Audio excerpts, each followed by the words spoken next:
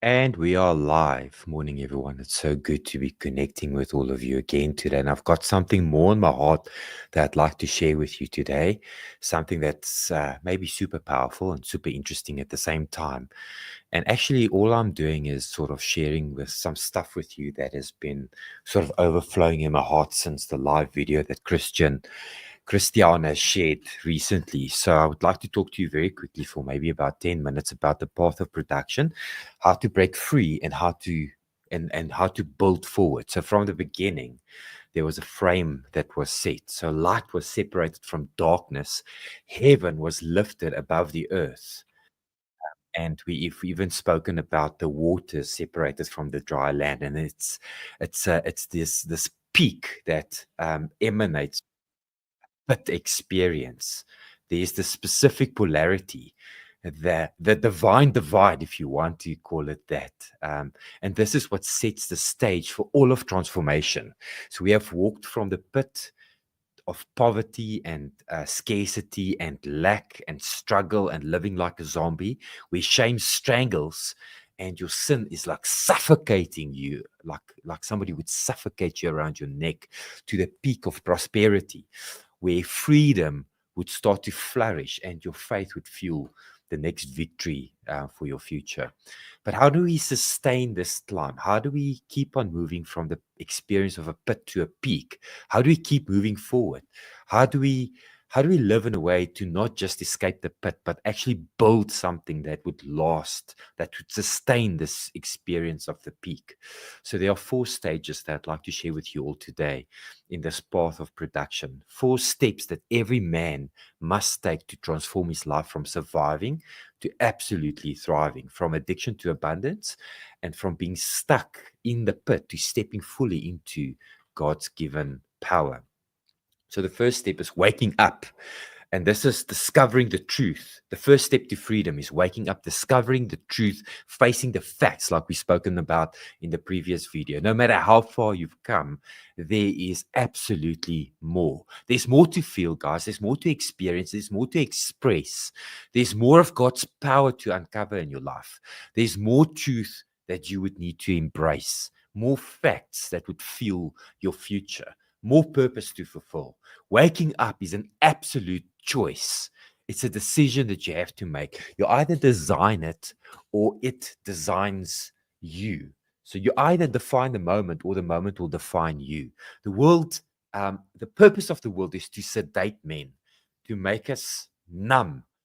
It tells men to settle in, to stop striving, to accept the status quo, to just stay at the standard. But here's the truth, guys. Here's the facts. What once set you free can become your new prison. And maybe you need to ponder upon that for a moment. What once set you free can become your new prison. The relationship that you once felt alive in can become something that's just mere routine. The connection with God that once felt like it was fiery can now become lukewarm. The success that once felt fulfilling can start to feel hollow. The battle station that you may have been in recently can just become mundane, a numb experience. You can have everything you once prayed for and still be asleep to what's really next. This is why waking up is not just about rejecting what is broken, it's about recognizing when comfort is quietly becoming your captivity.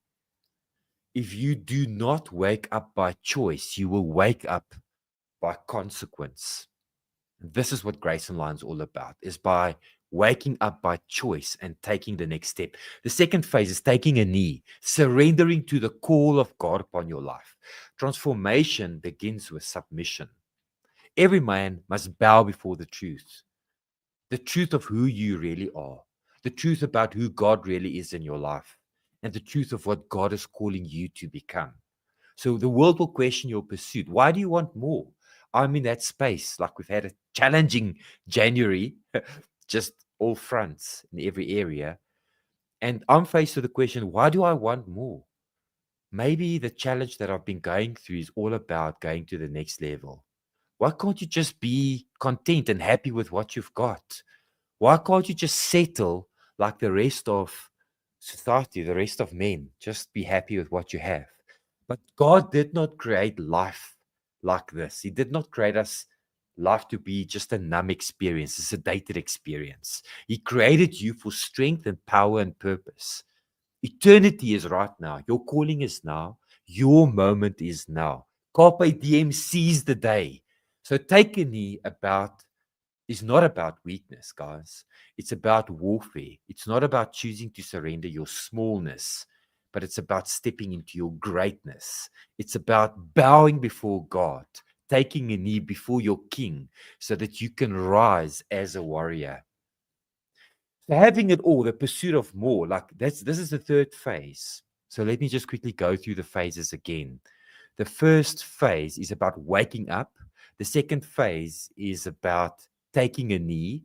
And the third phase is about having it all.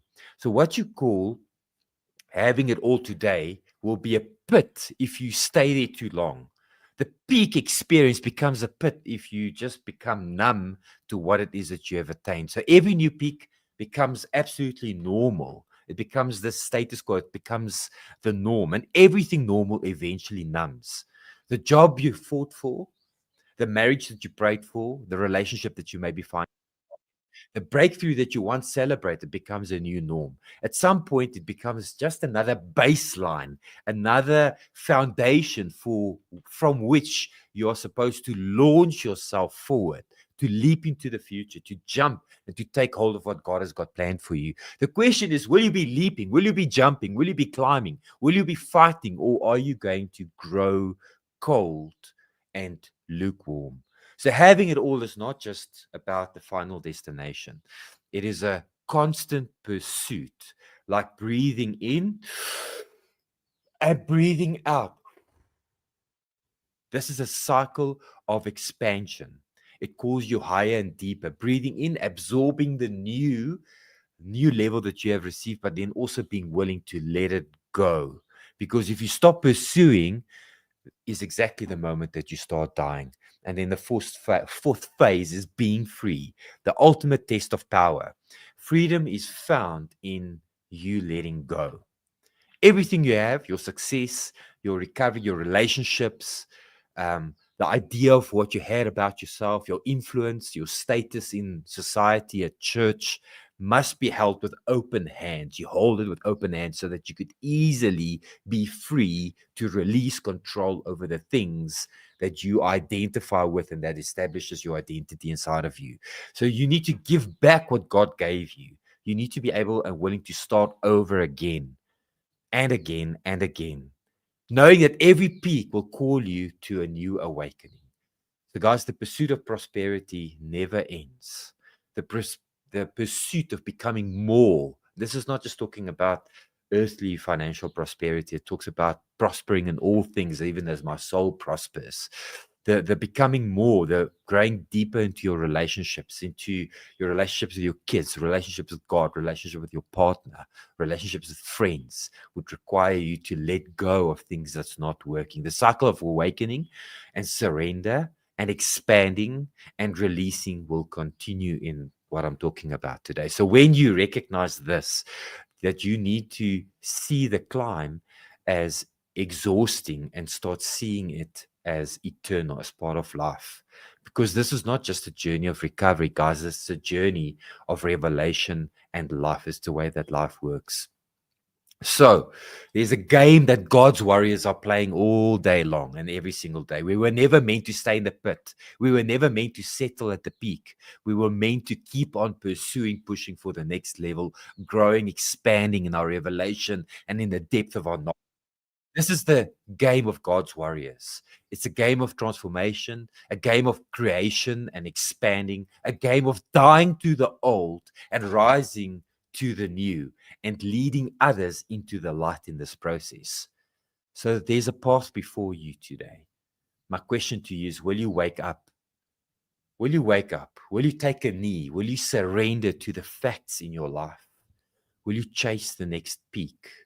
Will you surrender and be free? Will you let it all go again? Are you willing to sow it all back into the hands of the Creator who really cares about you? Guys, so this is Grace Online. This is the pursuit of power. this is your call and your opportunity to rise and to become the best version